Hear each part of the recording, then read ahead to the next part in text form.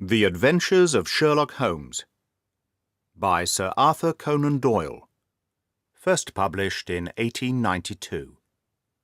To my old teacher, Joseph Bell, M.D., etc., of 2 Melville Crescent, Edinburgh.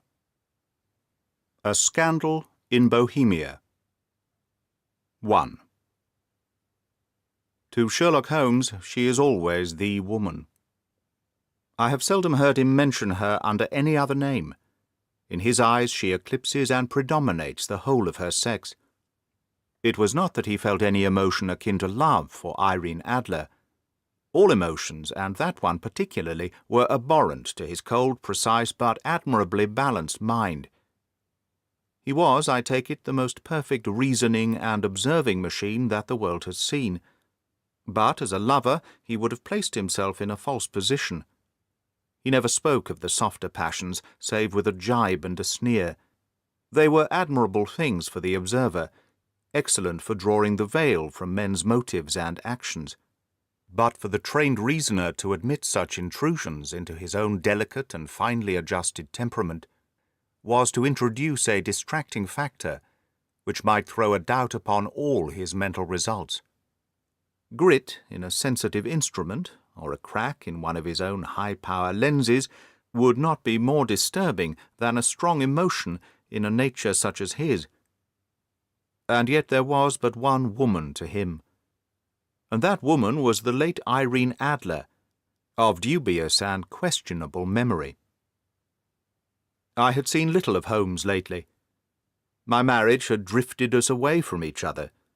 My own complete happiness and the home-centred interests which rise up around the man who first finds himself master of his own establishment were sufficient to absorb all my attention, while Holmes, who loathed every form of society with his whole Bohemian soul, remained in our lodgings in Baker Street, buried among his old books, and alternating from week to week between cocaine and ambition, the drowsiness of the drug and the fierce energy of his own keen nature.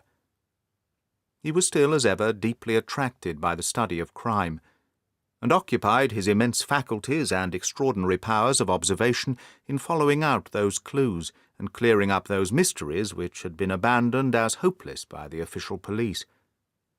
From time to time I heard some vague account of his doings, of his summons to Odessa in the case of the Trepoff murder, of his clearing up of the singular tragedy of the Atkinson brothers at Trincomalee, and finally of the mission which he had accomplished so delicately and successfully for the reigning family of Holland. Beyond these signs of his activity, however, which I merely shared with all the readers of the daily press, I knew little of my former friend and companion. One night, it was on the 20th of March, 1888, I was returning from a journey to a patient, for I had now returned to civil practice, when my way led me through Baker Street. As I passed the well-remembered door which must always be associated in my mind with my wooing, and with the dark incidents of the study in scarlet, I was seized with a keen desire to see Holmes again, and to know how he was employing his extraordinary powers. His rooms were brilliantly lit, and even as I looked up, I saw his tall, spare figure pass twice in a dark silhouette against the blind. He was pacing the room swiftly, eagerly, with his head sunk upon his chest, and his hands clasped behind him. To me, who knew his every mood and habit, his attitude and manner told their own story. He was at work again. He had risen out of his drug-created dreams and was hot upon the scent of some new problem. I rang the bell and was shown up to the chamber, which had formerly been in part my own. His manner was not effusive. It seldom was, but he was glad, I think, to see me. With hardly a word spoken, but with a kindly eye, he waved me to an armchair, threw across his case of cigars, and indicated a spirit case and a gasogene in the corner. Then he stood before the fire and looked me over in his singular, introspective fashion. "Wedlock suits you," he remarked. "I think, Watson, that you have put on 7½ pounds since I saw you." 7, I answered. "Indeed, I should have thought a little more. Just a trifle more, I fancy, Watson. And in practice again, I observe. You did not tell me that you intended to go into harness. Then how do you know? I see it. I deduce it. How do I know that you have been getting yourself very wet lately, and that you have a most clumsy and careless servant girl? My dear Holmes, said I, this is too much. You would certainly have been burned had you lived a few centuries ago. It is true that I had a country walk on Thursday and came home in a dreadful mess, but as I have changed my clothes, I can't imagine how you deduce it. As to Mary Jane, she is incorrigible, and my wife has given her notice. But there again I fail to see how you work it out. He chuckled to himself, and rubbed his long, nervous hands together. It is simplicity itself, said he. My eyes tell me that on the inside of your left shoe, just where the firelight strikes it, the leather is scored by 6 almost parallel cuts. Obviously they have been caused by someone who has very carelessly scraped round the edges of the sole, in order to remove crusted mud from it. Hence, you see, my double deduction that you had been out in vile weather, and that you had a particularly malignant boot-splitting specimen of London slavey. As to your practice, if a gentleman walks into my room smelling of iodoform, with a black mark of nitrate of silver upon his right forefinger, and a bulge on the side of his top hat to show where he has secreted his stethoscope, I must be dull indeed if I do not pronounce him to be an active member of the medical profession. I could not help laughing at the ease with which he explained his process of deduction. When I hear you give your reasons, I remarked, the thing always appears to me to be so ridiculously simple that I could easily do it myself. Though at each successive instance of your reasoning I'm baffled until you explain the process. And yet I believe that my eyes are as good as yours. Quite so, he answered, lighting a cigarette and throwing himself down into an armchair. You see, but you do not observe. The distinction is clear. For example, you have frequently seen the steps which lead up from the hall to this room. Frequently. How often? Well, some hundreds of times. Then how many are there? How many? I don't know. Quite so. You have not observed. And yet you have seen. That is just my point. Now I know that there are 17 steps, because I have both seen and observed. By the way, since you're interested in these little problems, and since you are good enough to chronicle 1 or 2 of my trifling experiences, you may be interested in this. He threw over a sheet of thick pink-tinted notepaper, which had been lying open on the table. It came by the last post, said he. Read it aloud. The note was undated and without either signature or address. There will be a call upon you tonight. At 7:45, it said. A gentleman who desires to consult you upon a matter of the very deepest moment. Your recent services to one of the royal houses of Europe have shown that you are one who may safely be trusted with matters which are of an importance which can hardly be exaggerated. This account of you we have from all quarters received. Be in your chamber, then, at that hour, and do not take it amiss if your visitor wear a mask. This is indeed a mystery, I remarked. What do you imagine that it means? I have no data yet. It is a capital mistake to theorize before one has data. Insensibly one begins to twist facts to suit theories, instead of theories to suit facts. But the note itself, what do you deduce from it? I carefully examined the writing and the paper upon which it was written. The man who wrote it was presumably well-to-do, I remarked, endeavouring to imitate my companion's processes. Such paper could not be bought under £0.50 a packet. It is peculiarly strong and stiff. Peculiar, that is the very word, said Holmes. It is not an English paper at all. Hold it up to the light. I did so and saw a large E, with a small g, a P, and a large G with a small T woven into the texture of the paper. What do you make of that? Asked Holmes. The name of the maker, no doubt, or his monogram, rather. Not at all. The G with the small T stands for Gesellschaft, which is the German for company. It is a customary contraction like our Co. P, of course, stands for papier. Now for the E.G. Let us glance at our Continental Gazetteer. He took down a heavy brown volume from his shelves. Egloff? Eglonitz? Ah, here we are. Egria. It is in a German-speaking country, in Bohemia, not far from Carlsbad. Remarkable as being the scene of the death of Wallenstein, and for its numerous glass factories and paper mills. Ha-ha, my boy, what do you make of that? His eyes sparkled, and he sent up a great blue triumphant cloud from his cigarette. The paper was made in Bohemia, I said. Precisely. And the man who wrote the note is a German. Do you note the peculiar construction of the sentence? This account of you we have from all quarters received. A Frenchman or Russian could not have written that. It is the German who is so uncourteous to his verbs. It only remains, therefore, to discover what is wanted by this German, who writes upon Bohemian paper, and prefers wearing a mask to showing his face. And here he comes, if I'm not mistaken, to resolve all our doubts. As he spoke, there was a sharp sound of horses' hoofs and grating wheels against the curb, followed by a sharp pull at the bell. Holmes whistled. "A pair, by the sound," said he. "Yes," he continued, glancing out of the window. "A nice little brougham and a pair of beauties, 150 guineas apiece. There's money in this case, Watson, if there is nothing else." "I think that I'd better go, Holmes." "Not a bit, Doctor. Stay where you are. I'm lost without my Boswell, and this promises to be interesting. It would be a pity to miss it. But your client, never mind him. I may want your help, and so may he. Here he comes. Sit down in that armchair, Doctor, and give us your best attention." A slow and heavy step, which had been heard upon the stairs and in the passage, paused immediately outside the door. Then there was a loud and authoritative rap. "Come in," said Holmes. A man entered who could hardly have been less than 6 feet 6 inches in height, with the chest and limbs of a Hercules. His dress was rich with a richness which would, in England, be looked upon as akin to bad taste. Heavy bands of astrakhan were slashed across the sleeves and fronts of his double-breasted coat, while the deep blue cloak, which was thrown over his shoulders, was lined with flame-coloured silk, and secured at the neck with a brooch which consisted of a single flaming beryl.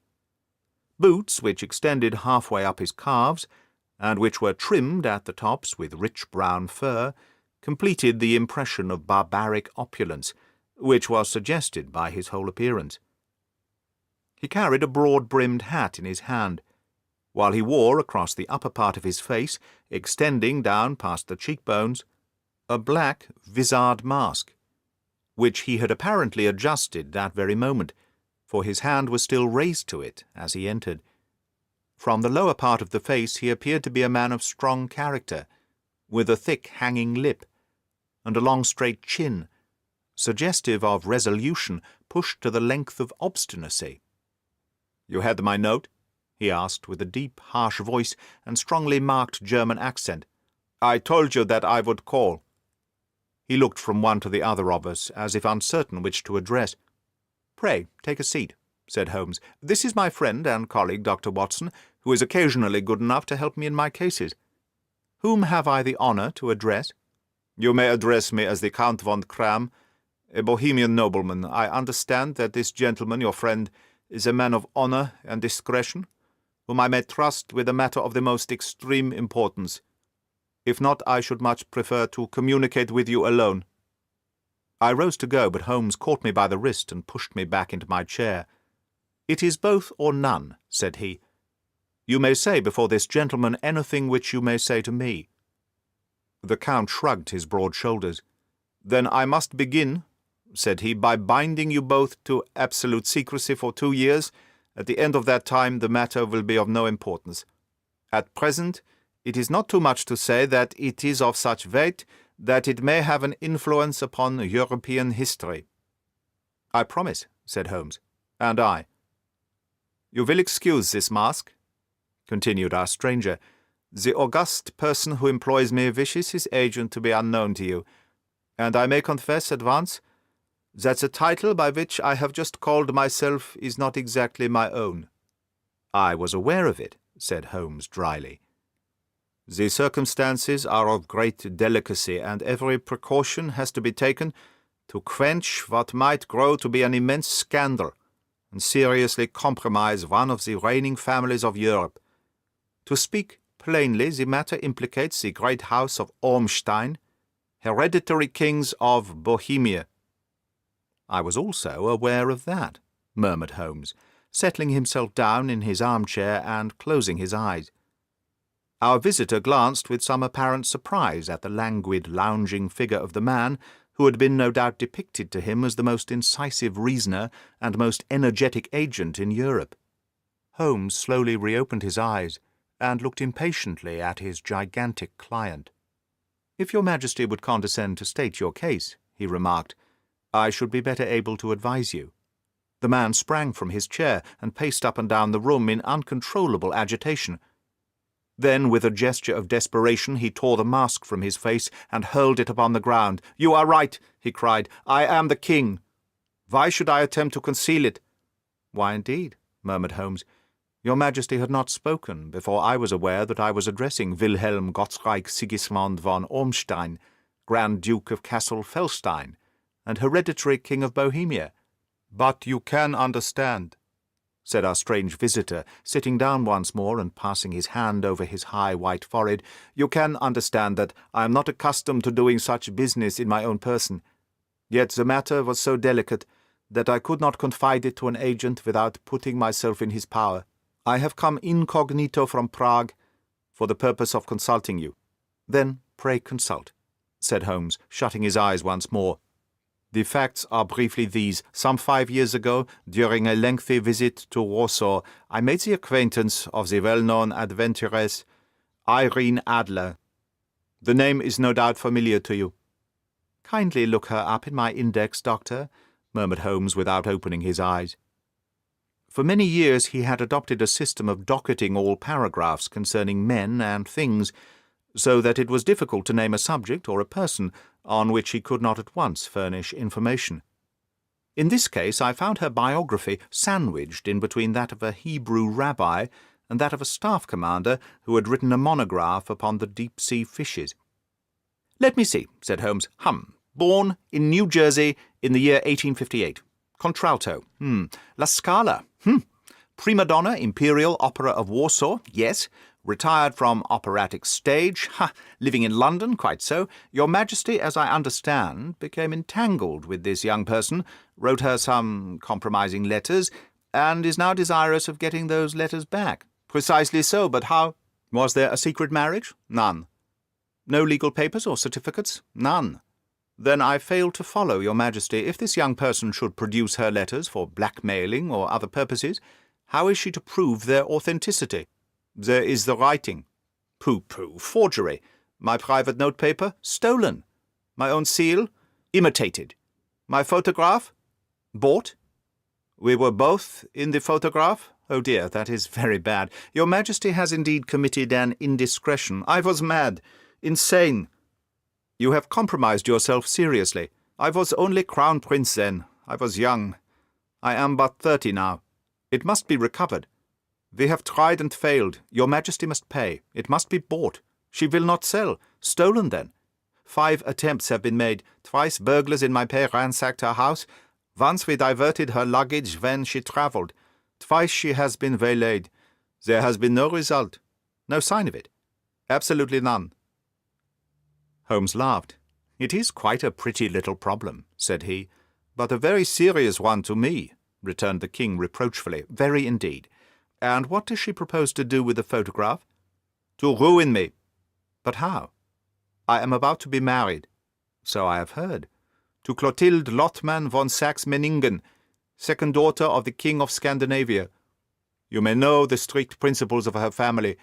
She is herself the very soul of delicacy. The shadow of a doubt as to my conduct would bring the matter to an end." "And Irene Adler?" "Threatens to send them the photograph. And she will do it. I know that she will do it. You do not know her, but she has a soul of steel.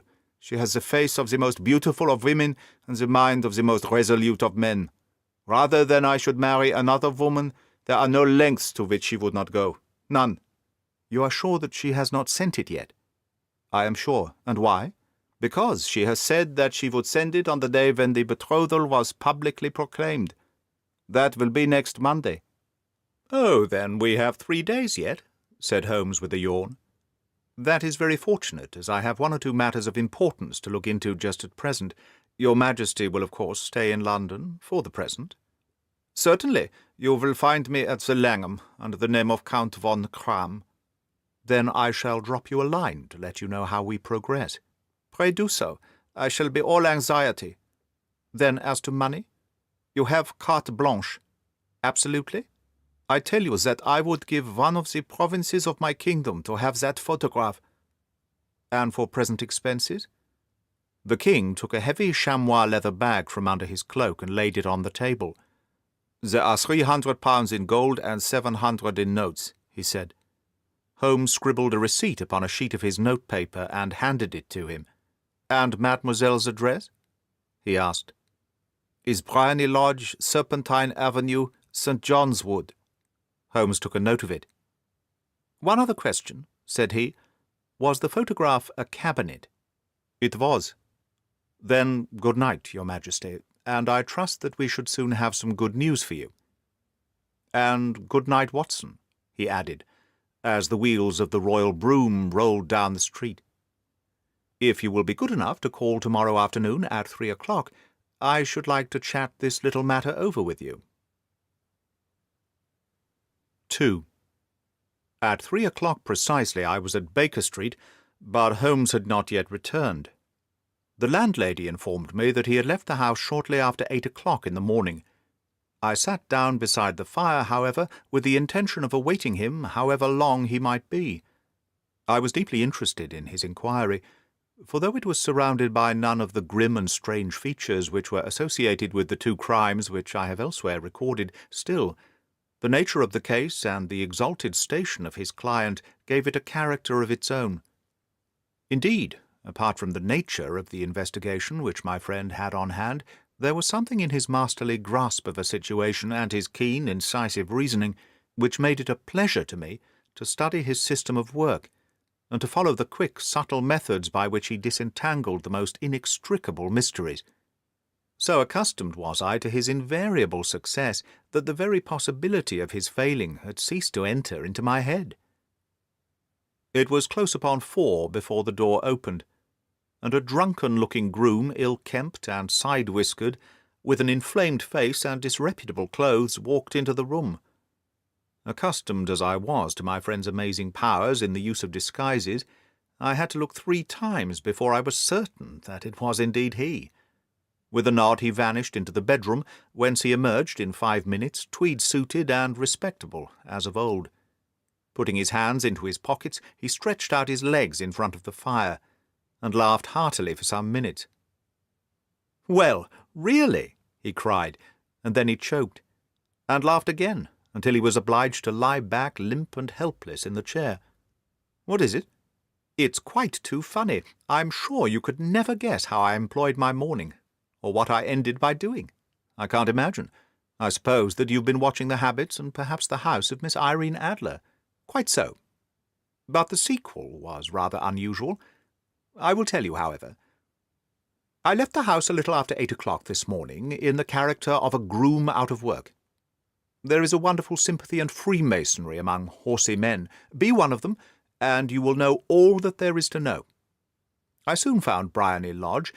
It is a bijou villa, with a garden at the back, but built out in front right up to the road, 2 stories. Chubb locked the door. Large sitting-room on the right side, well furnished, with long windows almost to the floor, and those preposterous English window-fasteners which a child could open. Behind there was nothing remarkable, save that the passage window could be reached from the top of the coach-house. I walked round it and examined it closely from every point of view, but without noting anything else of interest. I then lounged down the street and found, as I expected, that there was a mews in a lane which runs down by one wall of the garden. I lent the ostlers a hand in rubbing down their horses, and I received in exchange 2pence, a glass of half and half, 2 fills of shag tobacco, and as much information as I could desire about Miss Adler, to say nothing of 6 other people in the neighbourhood in whom I was not in the least interested, but whose biographies I was compelled to listen to. "And what of Irene Adler?" I asked. "Oh, she has turned all the men's heads down in that part. She is the daintiest thing under a bonnet on this planet. So say the Serpentine Muse to a man. She lives quietly, sings at concerts, drives out at 5 every day, and returns at 7 sharp for dinner. Seldom goes out at other times, except when she sings. Has only one male visitor, but a good deal of him. He is dark, handsome, and dashing, never calls less than once a day, and often twice. He's a Mr. Godfrey Norton, of the Inner Temple. See the advantages of a cabman as a confidant? They had driven him home a dozen times from Serpentine Mews, and knew all about him. When I had listened to all that they had to tell, I began to walk up and down near Briony Lodge once more, and to think over my plan of campaign. This Godfrey Norton was evidently an important factor in the matter. He was a lawyer. That sounded ominous. What was the relation between them? And what the object of his repeated visits? Was she his client, his friend, or his mistress? If the former, she had probably transferred the photograph to his keeping. If the latter, it was less likely. On the issue of this question depended whether I should continue my work at Briony Lodge or turn my attention to the gentleman's chambers in the Temple. It was a delicate point, and it widened the field of my inquiry. I fear that I bore you with these details, but I have to let you see my little difficulties, if you are to understand the situation. I am following you closely, I answered. I was still balancing the matter in my mind when a hansom cab drove up to Briony Lodge, and a gentleman sprang out. He was a remarkably handsome man, dark, aquiline, and moustached, evidently the man of whom I had heard. He appeared to be in a great hurry, shouted to the cabman to wait, and brushed past the maid who opened the door with the air of a man who was thoroughly at home. He was in the house about half an hour, and I could catch glimpses of him in the windows of the sitting-room, pacing up and down, talking excitedly and waving his arms. Of her I could see nothing. Presently he emerged, looking even more flurried than before. As he stepped up to the cab, he pulled a gold watch from his pocket and looked at it earnestly. "Drive like the devil," he shouted, "first to Gross and Henke's in Regent Street, and then to the Church of St. Monica in the Edgware Road. Half a guinea if you do it in 20 minutes. Away they went, and I was just wondering whether I should not do well to follow them, when up the lane came a neat little landau, the coachman, with his coat only half buttoned and his tie under his ear, while all the tags of his harness were sticking out at the buckles. It hadn't pulled up before she shot out of the hall door and into it. I only caught a glimpse of her at the moment, but she was a lovely woman, with the face that a man might die for. "The Church of St. Monica, John," she cried, "and half a sovereign if you reach it in 20 minutes. This was quite too good to lose, Watson. I was just balancing whether I should run for it or whether I should perch behind her landau when a cab came through the street. The driver looked twice at such a shabby fare, but I jumped in before he could object. "The Church of St. Monica," said I, "and half a sovereign if you can reach it in 20 minutes. It was 25 minutes to 12, and of course it was clear enough what was in the wind. My cabby drove fast. I don't think I ever drove faster, but the others were there before us. The cab and the landau with their steaming horses were in front of the door when I arrived. I paid the man and hurried into the church. There was not a soul there save the two whom I had followed, and a surpliced clergyman who seemed to be expostulating with them. They were all three standing in a knot in front of the altar. I lounged up the aisle like any other idler who was dropped into a church. Suddenly, to my surprise, the three at the altar faced round to me, and Godfrey Norton came running as hard as he could towards me. "Thank God!" he cried. "You'll do. Come, come." "What then?" I asked. "Come, man, come. Only 3 minutes, or it won't be legal."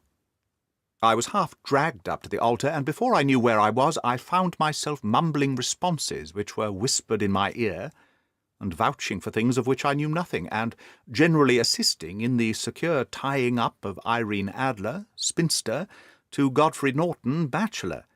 It was all done in an instant, and there was the gentleman thanking me on the one side, and the lady on the other, while the clergyman beamed on me in front. It was the most preposterous position which I have ever found myself in my life, and it was the thought of it that started me laughing just now. It seems that there had been some informality about their licence, that the clergyman absolutely refused to marry them without a witness of some sort, and that my lucky appearance saved the bridegroom from having to sally out into the streets in search of a best man. The bride gave me a sovereign, and I mean to wear it on my watch chain in memory of the occasion." "This is a very unexpected turn of affairs," said I. "And what then?" "Well, I found my plans very seriously menaced. It looked as if the pair might take an immediate departure, and so necessitate very prompt and energetic measures on my part. At the church door, however, they separated, he driving back to the temple, and she to her own house. "I shall drive out in the park at 5, as usual," she said as she left him. I heard no more. They drove away in different directions, and I went off to make my own arrangements. "Which are?" "Some cold beef and a glass of beer," he answered, ringing the bell. "I have been too busy to think of food, and I'm likely to be busier still this evening. By the way, Doctor, I shall want your cooperation. I shall be delighted. You don't mind breaking the law, not in the least, nor running a chance of arrest? Not in a good cause? Oh, the cause is excellent. Then I'm your man. I was sure that I might rely on you. But what is it you wish? When Mrs. Turner has brought in the tray, I will make it clear to you." "Now," he said, as he turned hungrily on the simple fare that our landlady had provided, "I must discuss it while I eat, for I have not much time. It is nearly 5 now. In 2 hours we must be on the scene of action. Miss Irene, or Madame, rather, returns from her drive at 7. We must be at Briony Lodge to meet her. And what then? You must leave that to me. I have already arranged what is to occur. There is only one point on which I must insist.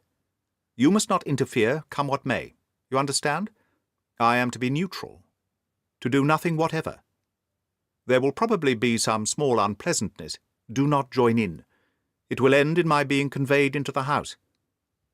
4 or 5 minutes afterwards the sitting-room window will open. You are to station yourself close to that open window. Yes. You are to watch me, for I will be visible to you. Yes. And when I raise my hand, so, you will throw into the room what I give you to throw, and will, at the same time, raise the cry of 'Fire!' You quite follow me?" "Entirely." "It is nothing very formidable," he said, taking a long cigar-shaped roll from his pocket. "It is an ordinary plumber's smoke rocket, fitted with a cap at either end to make it self-lighting. Your task is confined to that. When you raise your cry of 'Fire!' it will be taken up by quite a number of people. You may then walk to the end of the street, and I will rejoin you in 10 minutes. I hope that I have made myself clear. I am to remain neutral, to get near the window, to watch you, and at the signal to throw in this object, then to raise the cry of 'Fire!' and to await you at the corner of the street, precisely. Then you may entirely rely on me. That is excellent. I think perhaps it is almost time that I prepared for the new role I have to play." He disappeared into his bedroom and returned in a few minutes, in the character of an amiable and simple-minded nonconformist clergyman. His broad black hat, his baggy trousers, his white tie, his sympathetic smile, and general look of peering and benevolent curiosity were such as Mr. John Hare alone could have equalled. It was not merely that Holmes changed his costume. His expression, his manner, his very soul seemed to vary with every fresh part that he assumed. The stage lost a fine actor, even as science lost an acute reasoner, when he became a specialist in crime. It was 6:15 when we left Baker Street, and it still wanted 10 minutes to the hour when we found ourselves in Serpentine Avenue. It was already dusk, and the lamps were just being lighted as we paced up and down in front of Briony Lodge, waiting for the coming of its occupant. The house was just such as I had pictured it from Sherlock Holmes's succinct description, but the locality appeared to be less private than I expected. On the contrary, for a small street in a quiet neighbourhood, it was remarkably animated. There was a group of shabbily dressed men smoking and laughing in a corner, a scissors grinder with his wheel, 2 guardsmen who were flirting with a nurse-girl, and several well-dressed young men who were lounging up and down with cigars in their mouths. "You see," remarked Holmes, as we paced to and fro in front of the house, "this marriage rather simplifies matters. The photograph becomes a double-edged weapon now. The chances are that she would be as averse to its being seen by Mr. Godfrey Norton as our client is to its coming to the eyes of his princess. Now the question is, where are we to find the photograph? Where indeed? It is most unlikely that she carries it about with her. It is cabinet size, too large for easy concealment about a woman's dress. She knows that the king is capable of having her waylaid and searched. Two attempts of that sort have already been made. We may take it, then, that she does not carry it about with her. Where, then? Her banker or her lawyer? There is that double possibility, but I am inclined to think neither. Women are naturally secretive, and they like to do their own secreting. Why should she hand it over to anyone else? She could trust her own guardianship, but she could not tell what indirect or political influence might be brought to bear upon a businessman. Besides, remember that she had resolved to use it within a few days. It must be where she can lay her hands upon it. It must be in her own house. But it has twice been burgled. Pshaw, they did not know how to look. But how will you look? I will not look. What then? I will get her to show me. But she will refuse. She will not be able to. But I hear the rumble of wheels.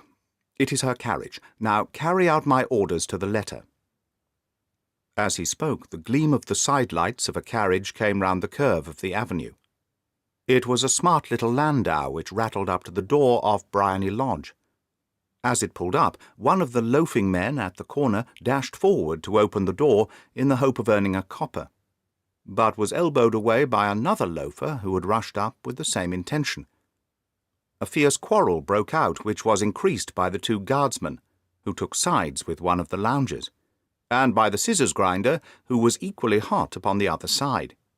A blow was struck, and in an instant the lady, who had stepped from her carriage, was the centre of a little knot of flushed and struggling men, who struck savagely at each other with their fists and sticks.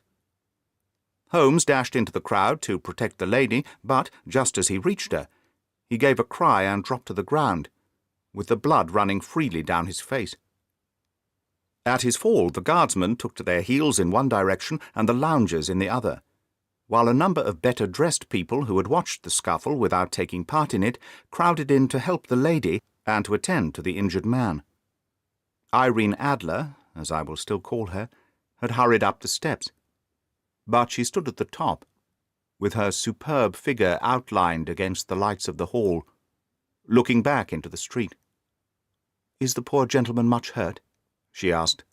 "He is dead," cried several voices. No, there's life in him," shouted another, "but he'll be gone before you can get him to hospital." "He's a brave fellow," said a woman. "They would have had the lady's purse and watch if it hadn't been for him. They were a gang, and a rough one too. Ah, he's breathing now." "He can't lie in the street. May we bring him in, ma'am?" "Surely, bring him into the sitting-room. There is a comfortable sofa. This way, please." Slowly and solemnly he was borne into Briony Lodge and laid out in the principal room, while I still observed the proceedings from my post by the window. The lamps had been lit, but the blinds had not been drawn, so that I could see Holmes as he lay upon the couch. I do not know whether he was seized with compunction at that moment for the part he was playing, but I know that I never felt more heartily ashamed of myself in my life than when I saw the beautiful creature against whom I was conspiring, or the grace and kindliness with which she waited upon the injured man. And yet it would be the blackest treachery to Holmes to draw back now from the part which he had entrusted to me. I hardened my heart and took the smoke-rocket from under my ulster. After all, I thought, we are not injuring her. We are but preventing her from injuring another. Holmes had sat up upon the couch, and I saw him motion like a man who is in want of air. A maid rushed across and threw open the window. At the same instant I saw him raise his hand, and at the signal I tossed my rocket into the room with a cry of "Fire!" The word was no sooner out of my mouth than the whole crowd of spectators, well-dressed and ill, gentlemen, ostlers, and servant-maids, joined in a general shriek of "Fire!" Thick clouds of smoke curled through the room and out at the open window. I caught a glimpse of rushing figures, and a moment later the voice of Holmes from within, assuring them that it was a false alarm. Slipping through the shouting crowd, I made my way to the corner of the street, and in 10 minutes was rejoiced to find my friend's arm in mine and to get away from the scene of the uproar. He walked swiftly and in silence for some minutes, until we had turned down one of the quiet streets which lead towards the Edgware Road. "You did it very nicely, Doctor," he remarked. "Nothing could have been better. It is all right. You have the photograph?" "I know where it is." "And how did you find out?" "She showed me, as I told you that she would. I am still in the dark." "I do not wish to make a mystery," said he, laughing. "The matter was perfectly simple. You, of course, saw that everyone in the street was an accomplice. They were all engaged for the evening." "I guessed as much. Then, when the row broke out, I had a little moist red paint in the palm of my hand. I rushed forward, fell down, clapped my hand to my face, and became a piteous spectacle. It is an old trick. That also I could fathom. Then they carried me in. She was bound to have me in. What else could she do? And into her sitting-room, which was the very room which I suspected. It lay between that and her bedroom, and I was determined to see which. They laid me on a couch, I motioned for air, they were compelled to open the window, and you had your chance. How did that help you? It was all important. When a woman thinks that her house is on fire, her instinct is at once to rush to the thing which she values most. It is a perfectly overpowering impulse, and I have more than once taken advantage of it. In the case of the Darlington substitution scandal, it was of use to me, and also in the Arnsworth Castle business. A married woman grabs at her baby, an unmarried one reaches for her jewel box. Now it was clear to me that Our Lady of today had nothing in the house more precious to her than what we are in quest of. She would rush to secure it. The alarm of fire was admirably done. The smoke and shouting was enough to shake nerves of steel. She responded beautifully. The photograph is in a recess behind a sliding panel, just above the right bell-pull. She was there in an instant, and I caught a glimpse of it as she half drew it out. When I cried out that it was a false alarm, she replaced it, glanced at the rocket, rushed from the room, and I have not seen her since. I rose and, making my excuses, escaped from the house. I hesitated whether to attempt to secure the photograph at once, but the coachman had come in, and as he was watching me narrowly, it seemed safer to wait. A little over-precipitance may ruin all. "And now?" I asked. "Our quest is practically finished. I shall call with the king tomorrow, and with you, if you care to come with us.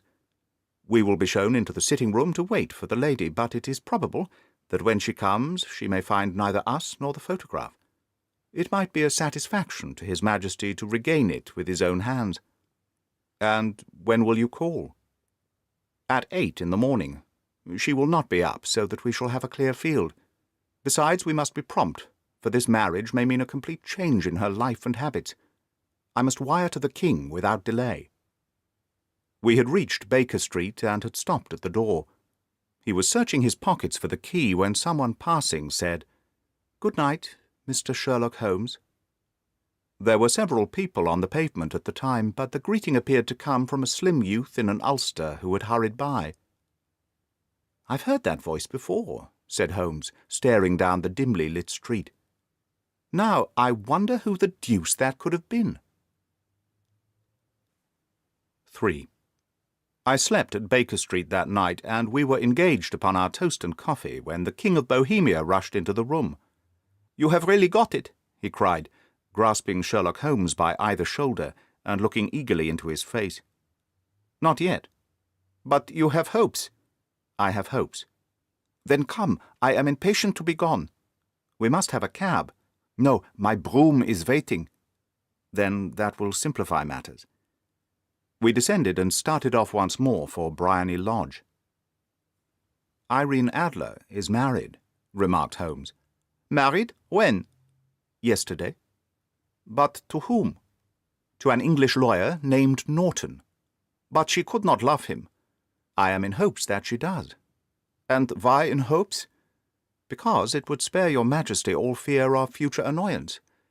If the lady loves her husband, she does not love your Majesty. If she does not love your Majesty, there is no reason why she should interfere with your Majesty's plan. It is true, and yet, well, I wish she had been of my own station. What a queen she would have made!" He relapsed into a moody silence, which was not broken until we drew up in Serpentine Avenue. The door of Briony Lodge was open, and an elderly woman stood upon the steps. She watched us with a sardonic eye as we stepped from the brougham. "Mr. Sherlock Holmes, I believe?" said she. "I am Mr. Holmes," answered my companion, looking at her with a questioning and rather startled gaze. "Indeed. My mistress told me that you were likely to call. She left this morning with her husband by the 5:15 train from Charing Cross for the Continent." "What?" Sherlock Holmes staggered back, white with chagrin and surprise. "Do you mean that she has left England?"